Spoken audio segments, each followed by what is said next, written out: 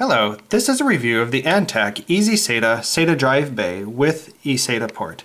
Basically, it's just a way to slide and connect in via the same internal connections as your normal SATA drive. So on the left is your SATA data cable, and on your right is your SATA power source.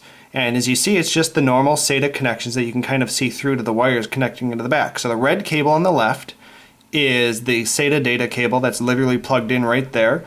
And on the right is the SATA power cable connected on the right. And it's just hard fixed connections that you would normally plug those wires separately into. You mount your drive and plug the wires into. This time you're just sliding your drive to the wires instead via the fixed location.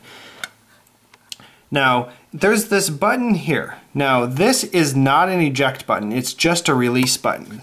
So that's something that you want to be aware of, that you're not going to press this and the drive isn't going to come ejecting at you. So basically, if I push in here, let's see if we can see it. There's this little nub. You kind of see it? See how it moves?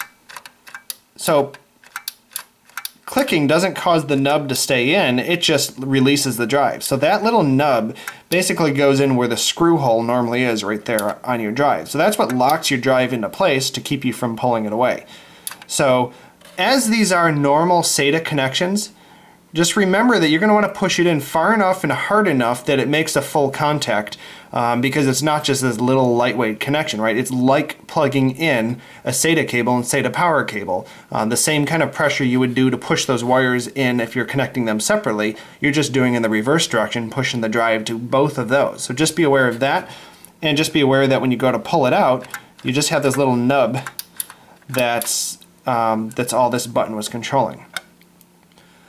So inside, again, it's just SATA. So another thing is, I really wanted an eSata port on the front panel of my computer, because by default, on the back of my computer, I had the red port here is an eSata port. And I wanted easier access for an external drive that I might want to be able to swap in and out. And so I really, really liked the fact that this had it here. But then that got me worried. That got me thinking, gee, to have anything on the front panel, like USB ports such as USB 3 and USB 2, the best thing is to have onboard headers. So USB 2 connects to onboard headers like the front panel USB headers you see here, and USB 3 connects this big bluish, the cable with the blue connector is USB 3. So I was looking for an eSata front panel header at first in here when I was wondering if my motherboard would support it.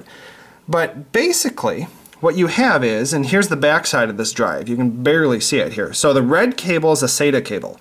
That's all you have. So eSata is really just SATA with certain standard specification because it is external to your computer. So it needs to deal with static electricity a little bit better because you're not routinely handling these connectors otherwise.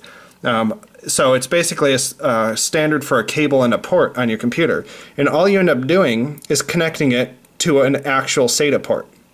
So this is the red wire here that finally comes down and connects to the black port here, and that is just the SATA port on my computer.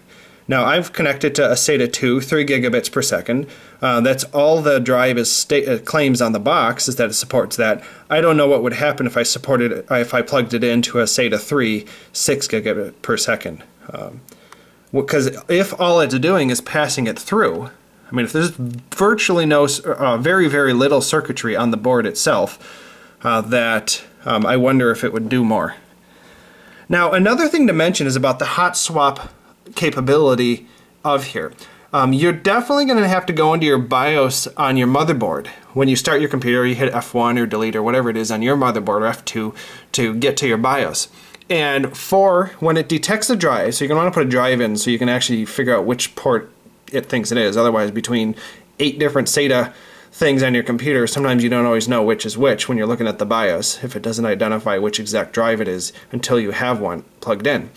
And then basically, your motherboard is going to optimize based on whether or not you say it's hot swappable or not. And by default, my motherboard, this is an Intel DZ68BC, it does not assume it's hot swappable. So if you're having hot swap problems, check your BIOS. It's probably that you didn't tell the motherboard that it's going to be hot swappable. So just be aware of that. Otherwise, just turn off your computer, and it's probably a safe way to go. Just restart your computer now and then. If you have a pretty fast computer, It should be able to start up pretty quickly nowadays, especially if you're using a solid state hard drive.